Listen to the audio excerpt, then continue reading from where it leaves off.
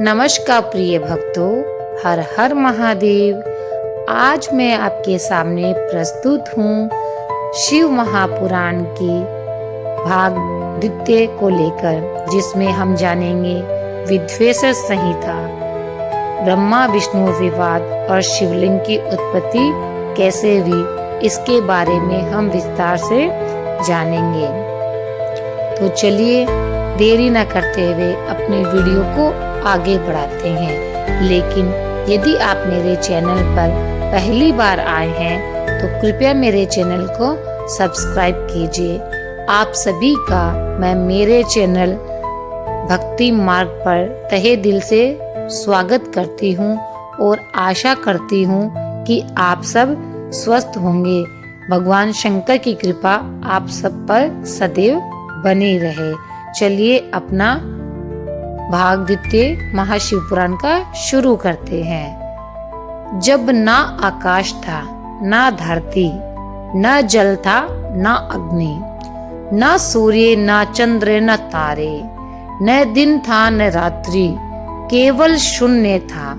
और उस शून्य में स्थित थे स्वयं परमेश्वर शिव, देवों के देव महादेव। ये पंक्तियां हमें उस सत्य की ओर इशारा करती है जिसे न आंखें देख सकती है और न मन समझ सकता है। यह कथा हमें ले जाती है उस समय में जब सृष्टि की रचना भी नहीं हुई थी। चलिए कथा आरंभ करते हैं ब्रह्मा और विष्णु के अहंकार के बारे में। एक बार ब्रह्मा जी और श्री हरि विष्णु के बीच में विवाद हो गया। ब्रह्मा जी बोले कि मैं सृष्टि करता हूँ, मैं ही सबसे पहले उत्पन्न हुआ हूँ, मुझ में ही यह जगत अस्तित्व में आया है, इसलिए मैं ही सर्वश्रेष्ठ हूँ। विष्णु जी मुस्कुराए और बोले, ब्रह्मा तुम सृष्टि करता हो, परंतु सृष्टि के बाद उसका पालन कौन करता है? धर्म की रक्षा कौन करता है? जब असुरों से पृथ्वी कांपती है तो कौन उतरता है अवतार लेकर? मैं ही हूँ पालन करता, इसलिए मैं ही श्रेष्ठ हूँ। इस प्रकार ये तर्क वितर्क बढ़ता गया। दोनों में से कोई भी पीछे हटने को तैयार ही नहीं हुआ। देवता, गंधर्व, ऋषि सब इन दोनों की वाणी सुनकर चिंतित हो उठे। यदि यही देवता आपस में श्रेष्ठता का विवाद करे तो ब्रह्मांड का संतुलन कैसे रहेगा? तभी उत्पन्न होती है एक अग्नि स्तंभ। इसी समय एक अद्भुत चमत्कार हुआ। एक तेजस्वी अग्नि रूप स्तंभ आकाश से प्रकट हुआ। ऐसा स्तंभ न नीचे से दिखता था न ऊपर से, वह अनंत था, जैसे कि साक्षात ब्रह्म। उस अग्नि ज्योत को देख ब्रह्मा और विष्णु दोनों ही चकित रह गए। वह स्तंभ इतना दिव्य था कि उसकी ओर देखना भी कठिन था। ये समय था ब्रह्मा जी और विष्णु जी की परीक्षा का। फिर उस अग्नि स्तंभ की दिव्य आभा से एक आवाज गूंजी कि तुम दोनों में से जो इस स्तंभ का आदि और अंत जान सके वही सच्चा और श्रेष्ठ कहलाएगा।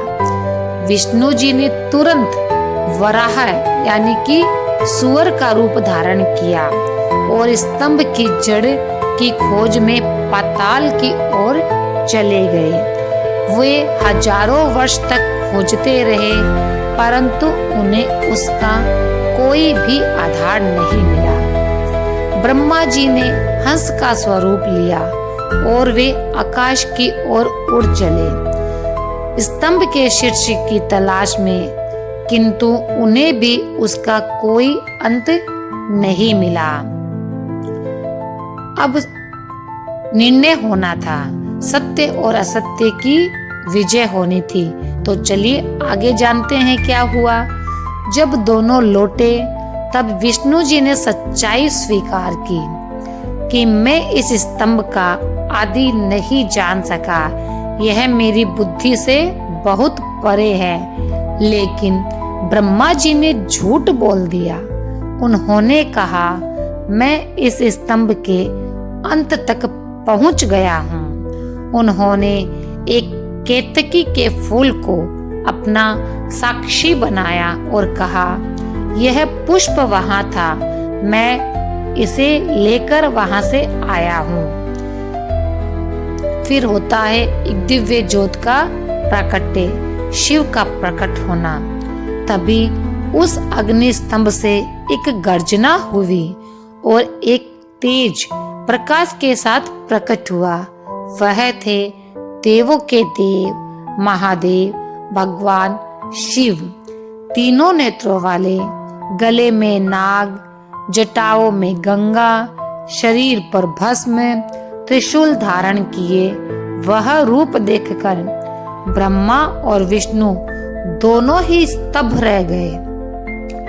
तब शिव बोले, हे ब्रह्मा, तुमने अहंकार वश झूठ कहा, इसलिए तुम्हारी पृथ्वी पर कोई भी पूजा नहीं करेगा। लेकिन हे विष्णु, तुमने सत्य कहा और विनम्रता दिखाई, इसलिए युगों युगों तक तुम्हारी पूजा होगी।